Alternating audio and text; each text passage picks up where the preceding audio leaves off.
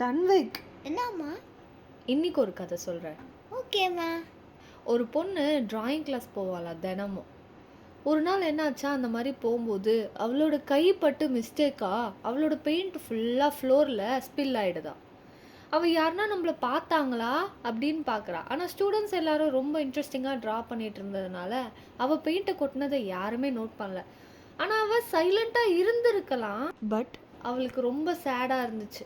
So அவளே ma'am கிட்ட எழுந்து போய், மேம் என்னோட பெயிண்ட்டு தெரியாமல் கீழே ஃப்ளோர்லலாம் கொட்டிடுச்சு மேம், சாரி மேம் அப்படின்னு சொல்கிறா. அந்த மேம் வந்து பார்க்குறாங்க. பார்த்தா அந்த பெயிண்ட்டு ரொம்ப வைடாக ஸ்ப்ரெட் ஆகிருந்துச்சு.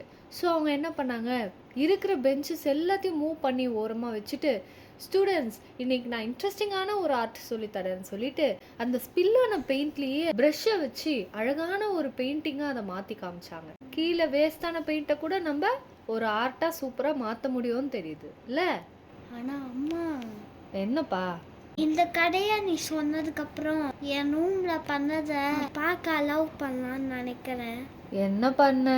அதில் ரெட் கலர் பெயிண்ட் ஸ்பில் ஆயிடுச்சுமா.